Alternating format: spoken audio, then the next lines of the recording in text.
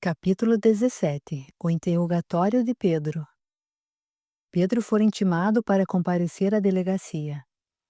Era uma tarde chuvosa, mas quente e abafada, como todas as tardes de verão. Amarrou seu cavalo na porta do prédio imponente que ficava na esquina, atrás da igreja matriz. Depois de explicar o motivo da intimação, o delegado foi direto ao assunto. Senhor Pedro, o senhor bebe? Bebo sim, senhor, principalmente nesses dias de calor terrível. Então posso deduzir que quando viu o padre Augusto em São Paulo no bonde, estava sob efeito de aguardente? Não, senhor. Não bebo bebida alcoólica, só água e suco de frutas. Quero avisá-lo que se descobrir que o senhor está mentindo, as consequências serão graves. Tomarei todas as medidas que a lei me permite. Não estou brincando. Se não bebe, se não tem o hábito de tomar cachaça, como pode ver um morto no bonde? O senhor por acaso é médium? Sim, sou médium e participo de um trabalho espiritual realizado semanalmente na fazenda, mas isso não tem nada a ver com a visão do padre. Não entendi, explique-se. Como já disse, daquela vez vi o padre Augusto no bonde e ele não estava morto, estava muito vivo, por sinal. Tenho o endereço dele em São Paulo. Enfiou a mão no bolso da calça de brim e colocou um papel sobre a mesa. O delegado arregalou os olhos assustado. Será verdade? Então, em sua opinião, ele não morreu? Ele estava vivo no bonde? Delegado, só o senhor acredita que ele está morto. Ele está bem vivo e qualquer dia vai aparecer por aí, mas já o perdoei, não tenho nada contra ele. Ele vai aparecer em espírito, é isso? Não, vai aparecer em corpo e alma, vivinho como nós dois. E de batina, é claro, batina e botina. Na semana seguinte, depois de transmitir algumas ordens para seus auxiliares, o delegado tomou o trem para São Paulo, para encontrar-se com o padre Augusto. Dirigiu-se diretamente à delegacia do bairro da Consolação. Depois de conversar longamente com seu colega, chefe daquele distrito policial, sobre as vantagens e desvantagens de trabalhar no interior e dos objetivos de sua viagem, disse sem demora: preciso de alguém para me acompanhar. Não gostaria de aparecer sozinho na frente do padre. Aliás, preciso me convencer de que ele está vivo. Ele cometeu algum crime? Perguntou o delegado, que o atendeu gentilmente. Dr. Adhemar pensou alguns minutos e respondeu com calma: acho que não. Engravidou uma moça e fugiu da cidade. Depois nos disseram que estava morto e enterramos uma pessoa no seu lugar, como se fosse ele. Engravidar e fugir é o assunto mais comum que temos por aqui. Ela é filha de algum coronel, de algum figurão? Se não for, não perca seu tempo, que logo o assunto cai no esquecimento. Mas enterrar trocado é crime. Quem assinou a certidão de óbito? Fui eu quem concluí o inquérito e o trabalho de identificação do morto. Então você está enrolado, fez mal o trabalho. Dr. Adhemar, que era um homem correto, ficou abalado com a informação e com a sinceridade do colega. Como por ter sido tão ingênuo, acreditando no depoimento de uma só pessoa, tentou desconversar para não agravar ainda mais a sua situação e tornou a perguntar com um sorriso amarelo: tem como você arrumar alguém para me acompanhar? Não deveria, mas vou fazer uma concessão especial ao nobre colega. Deu as instruções para o investigador e completou: reze para que a família não reclame o defunto, que foi enterrado no lugar do padre. Você poderá ser processado e não vai ser nada bom. Se precisar de mais alguma coisa, estou à sua disposição para ajudá-lo. Bom trabalho. E logo que Dr. Adhemar se despediu, falou para um dos seus assistentes: esse pessoal do interior é muito ignorante mesmo, é inacreditável. Esse aí errou e agora está procurando as provas para comprovar seu crime. Dr. Adhemar parou na frente da casa, na Rua da Consolação, analisou a construção imponente e bateu com força o ferrolho no portão. Foi atendido e recebeu a informação de que o padre estava hospitalizado. Fazia alguns dias em virtude de um acidente. No hospital, soube que o padre tivera alta e fora levado por um familiar para o estado de Santa Catarina, onde residia sua família. Em sua ficha de internação constava apenas o endereço de São Paulo. As enfermeiras descreveram o doente e responderam a todas as perguntas do delegado interiorano. Confirmaram que era mesmo o padre Augusto, que estava se restabelecendo de uma cirurgia. Na volta, no trem de Araraquarense, observando a natureza e as plantações de café, a tomar quase toda a extensão daquelas terras, o delegado raciocinava preocupado. E agora, se eu disser em Araraquara que encontrei o padre, será um escândalo de grandes proporções. Ficará ruim para a igreja, depois de todo aquele enterro festivo, e ruim para mim, pois confirmei o morto errado, correndo o risco de responder a um processo administrativo, o qual pode acabar com a minha carreira. O melhor caminho é falar que não encontrei o padre, não estarei mentindo, pois não encontrei mesmo. Não vou afirmar se está vivo. Se estiver vivo, não vi, não sei, ninguém o viu e ninguém está interessado nisso. E se um dia o encontrarem, vamos fazer com ele o quê? Nada? Então vamos deixar as coisas como estão. Não estou prejudicando ninguém. E se aparecerem os familiares do morto verdadeiro? Se não apareceram até agora, não vão aparecer mais, é o que diz a lógica. Apareceram apenas os amigos bêbados e com razão. O defunto era amigo deles. Mas pararam de reclamar. Não preciso me preocupar, indigente não tem família. Embalado pelo balanço do trem e confortado pelo raciocínio que o protegia de possíveis cobranças, acabou adormecendo. Seu rosto expressava um leve sorriso, o qual demonstrava tranquilidade. No dia seguinte, ao chegar a seu gabinete, encontrou sobre sua mesa um bilhete que dizia: Ilustríssimo senhor doutor Ademar, digníssimo delegado de polícia de nossa comarca. Saudações cordiais pela presente e convido-vos para um chá na tarde na fazenda Ponte Alta, no dia de sua preferência, para tratarmos do resultado de sua viagem a São Paulo. Atenciosamente, Beatriz. Amassou e jogou com raiva o papel sobre a escrivaninha e falou nervoso. O que é que eu vou dizer para essa mulher? Capítulo 18. O casamento de Pedro e Iracema. Pedro não suportou a distância de sua amada. Queria estar ao seu lado, acompanhar os últimos meses de gravidez, sentir o seu perfume, acariciar os seus cabelos, admirar seu sorriso, conversar sobre as novidades da cidade e da fazenda. Já não se importava com o passado. O passado passou, dizia, mas estava receoso de uma aproximação, não sabia como seria recebido, se ela ainda o amava. E levou seu pensamento a Deus e pediu coragem para visitá-la, no dia seguinte pela manhã. Sentiu-se mais confiante e tomou a decisão que vinha adiando fazia tempo. Sem avisar ninguém, informado de que ela estava em casa, afastada do trabalho devido aos últimos momentos de gravidez, resolveu aparecer. Ela o recebeu com gentilezas, deixando transparecer sua felicidade e a alegria daquele reencontro inesperado. Arrumou os lindos cabelos com as mãos e disse encabulada: Pedro, você por aqui?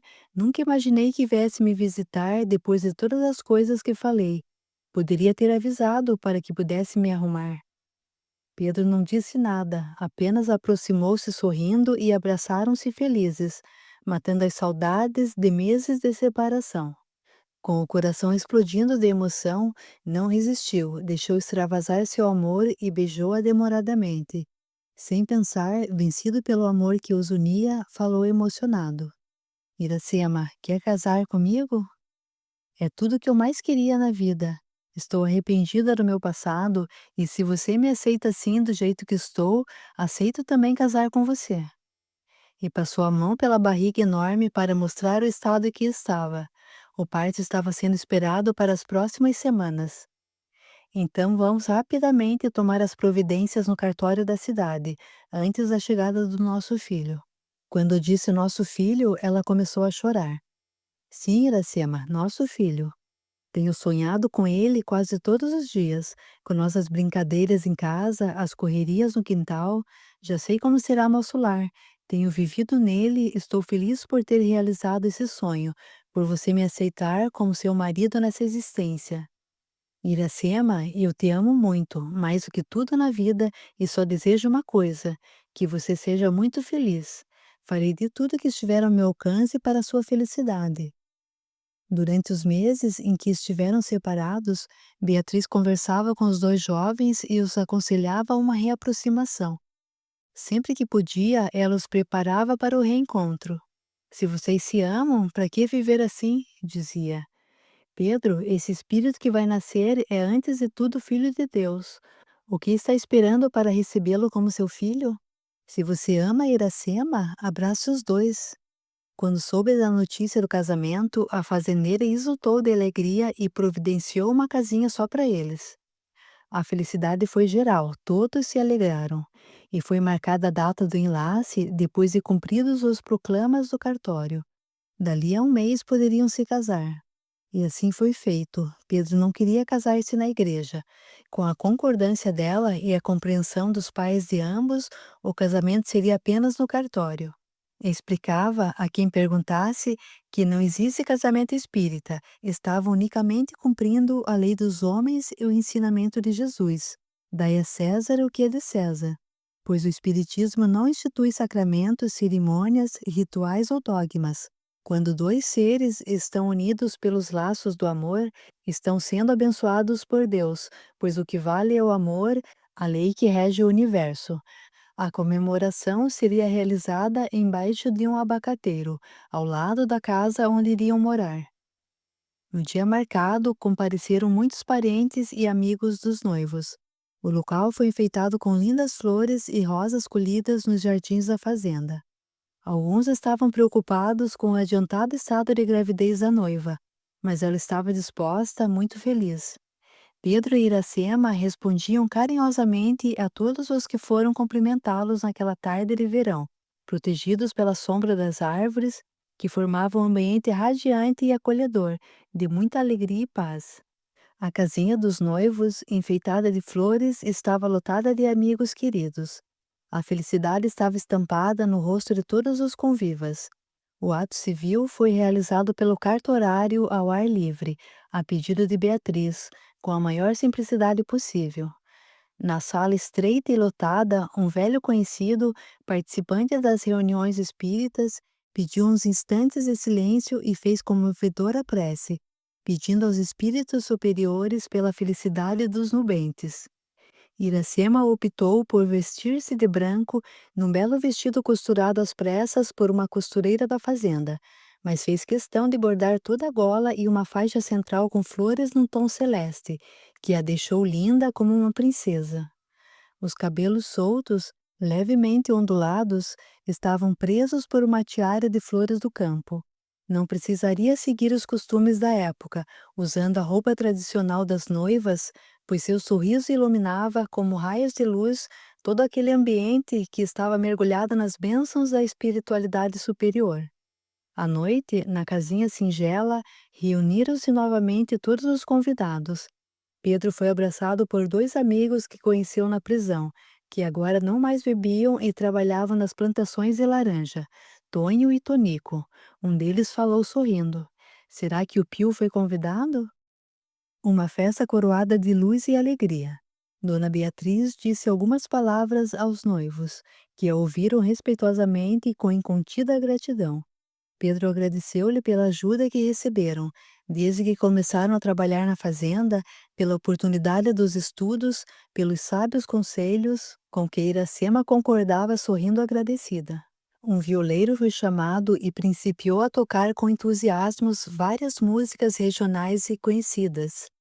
Zenóbio não se intimidou, foi buscar sua sanfona e acompanhou o músico, como se houvesse ensaiado durante muito tempo. João, irmão da noiva, tocava o pandeiro fazendo a marcação. Quem conhecia cantava, quem não conhecia aprendia na hora e cantava também. O coral estava perfeito. Os noivos não dançaram como deveriam, devido aos cuidados e preocupações com Iracema, mas os presentes se esbaldaram. Iracema estava cansada e recolheu-se cedo, sempre amparada pelo marido carinhoso. No dia seguinte, após o café da manhã, começaram as primeiras contrações, avisando da chegada do filho do casal. Chamaram a parteira com urgência e, ao meio-dia, receberam de Deus o presente de casamento esperado por todos, um menino forte que recebeu o nome de Mateus.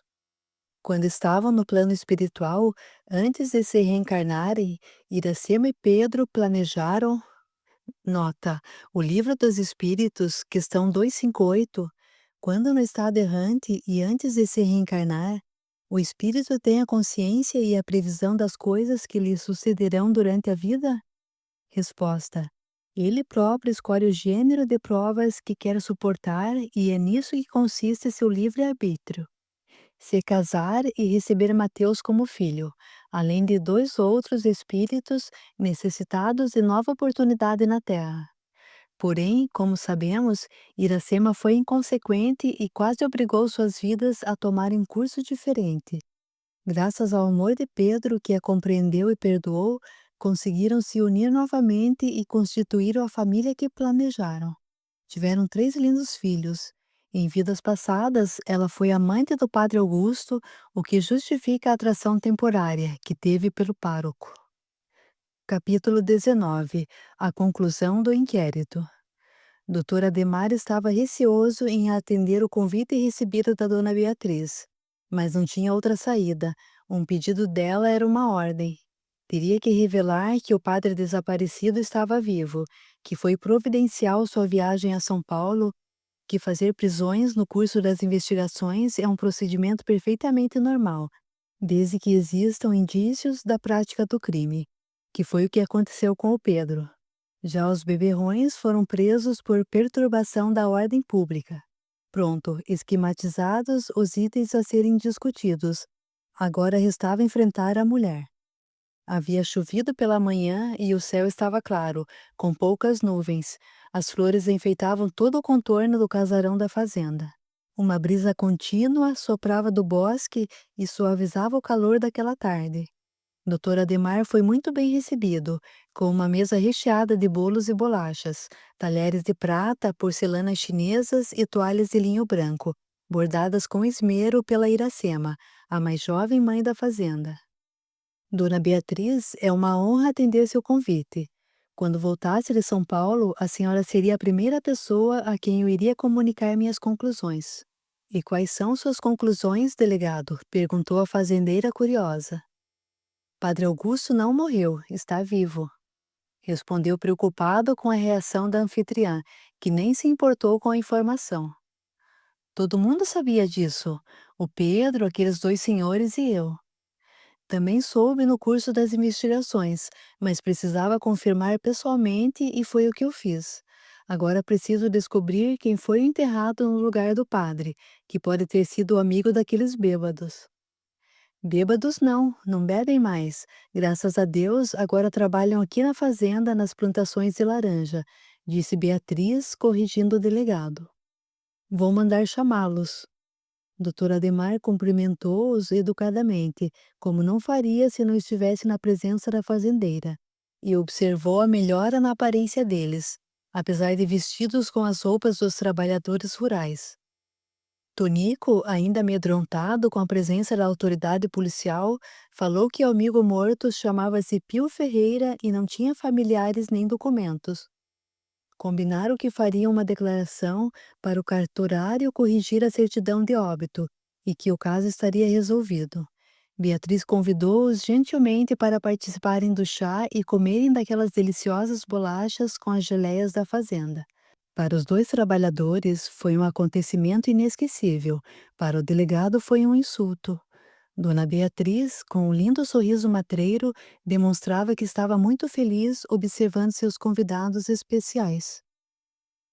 No dia seguinte, Dr. Adhemar foi tirar satisfações com Padre Carmelo, a quem considerava o grande responsável por tudo o que aconteceu, e dependendo da conversa, iria processá-lo por falso testemunho, por enganar as autoridades com mentiras. Padre Carmelo, como o senhor deve estar sabendo, estive em São Paulo e devo informá-lo que constatei que o padre Augusto está vivo, muito vivo, estabelecendo-se de um acidente na casa de seus parentes, em Santa Catarina. Então ele mentiu? Respondeu o padre fingindo surpresa. Vocês mentiram, gritou o delegado com raiva e continuou com sua ira. O senhor mentiu que ele tinha morrido e ele mentiu que ia para Rio Claro. Vocês mentiram descaradamente, enganaram as autoridades, os seus fiéis, a sociedade araraquarense. Não menti, não, senhor. Pensei que ele tivesse morrido. O defunto era um sósia dele. Mas é verdade que ele está vivo? Que boa notícia, que felicidade! E quem morreu?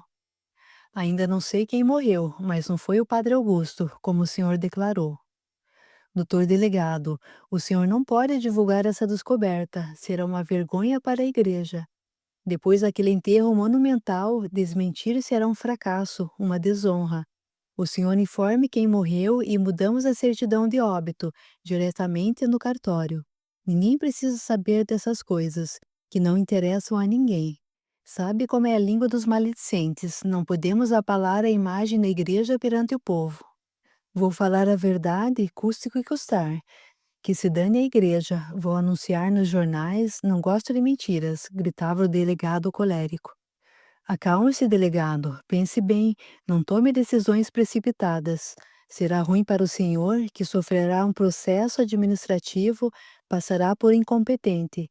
Eu disse que o corpo era do padre, mas o senhor analisou e tomou a decisão que achou correta.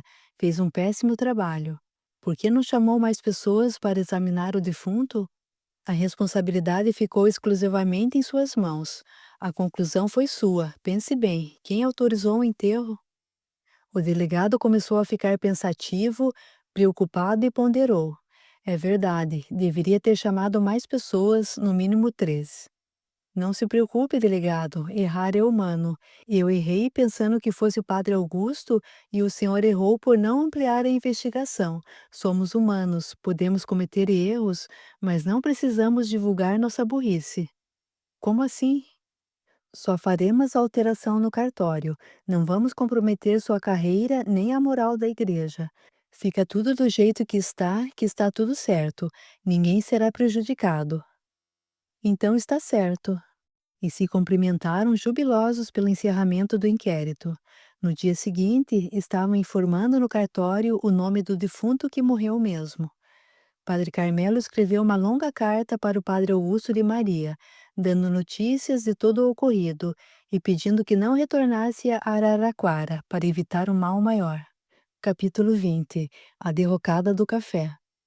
A crise do café, que abalou os fazendeiros paulistas, começou na realidade por volta de 1925, devido ao crescente e descontrolado aumento da produção, que chegou a 21 milhões de sacas de café para atender um consumo mundial de 22 milhões. Para agravar a situação, as exportações brasileiras vinham sofrendo sensível redução, pois alguns países deixavam de comprar do Brasil devido à má qualidade dos grãos. Após a Primeira Guerra Mundial, as indústrias americanas exportavam grandes quantidades de equipamentos industriais e produtos agrícolas para os países europeus, que precisavam reconstruir suas cidades. No final da década de 20, as nações europeias reduziram radicalmente as importações, pois estavam recuperadas, não dependiam tanto dos Estados Unidos. Com a diminuição das exportações para a Europa, as indústrias americanas, com os estoques em alta, entraram em desespero, com grandes prejuízos sem perspectivas de recuperação. Como essas empresas tinham ações na Bolsa de Valores de Nova York, suas ações desvalorizaram drasticamente em poucos dias. Em outubro de 1929, milhares de norte-americanos, donos de tais ações, ficaram pobres da noite para o dia. A crise foi conhecida como a Grande Depressão Americana e desempregou mais de 30% dos trabalhadores. Em consequência, os Estados Unidos diminuíram significativamente as importações do café brasileiro. Para evitar o prejuízo dos produtores brasileiros, o governo brasileiro comprou e queimou toneladas de café, mas não foi suficiente. Muitos fazendeiros foram à falência, o que provocou a ruína e a desgraça de várias famílias, outrora abastadas. Grandes fazendeiros tiveram que vender suas propriedades a qualquer preço para pagarem as dívidas e, em alguns casos, foram obrigados a vender até as joias da família para sobreviver. Conservadora em sua forma de administrar, Beatriz escapou da crise com apenas alguns arranhões, pois sentiu, a partir de 1925, a redução das exportações ano a ano e deduziu que o mercado americano um dia não teria condições de absorver toda a exportação brasileira. Tomou a sábia decisão de investir em outras culturas, como a da laranja, por exemplo, e não tinha dívidas bancárias. Ao contrário, suas aplicações financeiras ajudaram-na a superar a queda significativa de 1929. Macedônio e Jandira, casal de fazendeiros de São Carlos, que adotaram Estela, filha do padre Augusto de Maria, sofreram muito com a crise e tiveram que vender suas terras e mudar-se para São Paulo. Com o pouco que sobrou, Macedônio entrou como sócio numa fábrica de tecelagem no bairro do Brás, mas a queda patrimonial sofrida pela sua família foi muito grande. Por muito pouco, não foram à falência. Estavam lutando de todas as maneiras para sobreviver. O pai de Estela vivia amargurado, estava longe das mordomias e do destaque social que tivera na vizinha cidade de Araraquara. Perdera praticamente tudo e não aceitava a nova fase, que estava sendo obrigado a viver. Sempre fora católico fervoroso, fiel frequentador das missas e de todas as atividades religiosas, contribuinte generoso da igreja. Por que esse prejuízo? Por que minha família e eu estamos sofrendo tanto assim? Raciocinava. Chegou a pensar em suicídio. Seu sócio, um amigo de longa data, que o convidou para integrar a sociedade em São Paulo, percebeu seu estado lastimável e tomou a liberdade de abordá-lo. Massa, nossa empresa, apesar de pequena, está começando bem, superando as dificuldades, mas tenho notado que você está sempre introspectivo, tristonho. O que o está incomodando? Posso ajudar em alguma coisa? É difícil explicar. Tudo ia bem na minha vida e, de repente, tivemos a crise que pegou todo mundo. Parece que Deus não se importou comigo. Do dia para a noite perdemos tudo. Hoje me considero um homem pobre. Macedônia não era nem sombra do que fora quando fazendeiro. Massa, preste atenção.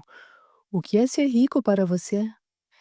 Ser rico é ter as coisas que eu tinha, as terras, dinheiro, propriedades.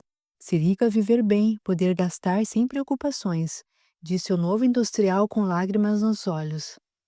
Tudo que temos nessa vida não é nosso, pode ser retirado a qualquer tempo, como foi no seu caso.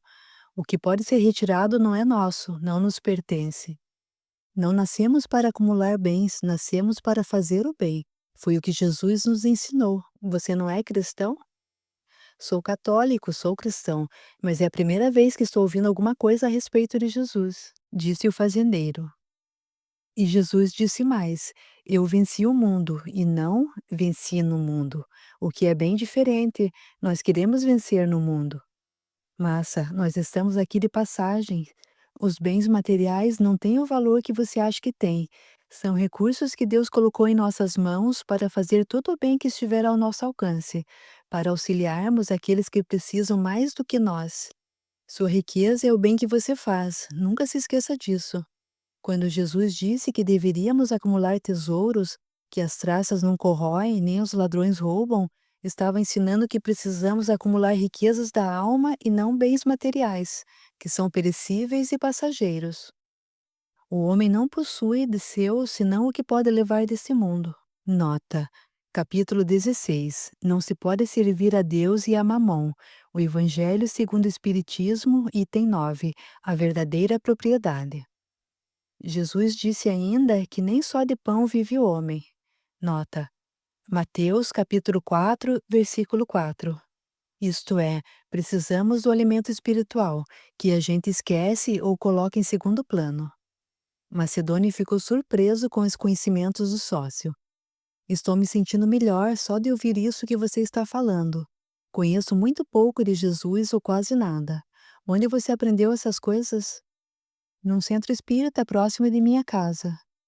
Macedônio, Jandira e Estela começaram a frequentar o centro espírita à luz do caminho, e logo estavam dirigindo cursos e participando ativamente dos trabalhos mediúnicos e assistenciais. Recebiam mensalmente a Revista Internacional de Espiritismo, editada em Matão por Caibar Schutel, e lastimaram ter morado tão perto daquela cidade e não terem conhecido pessoalmente o bandeirante do Espiritismo.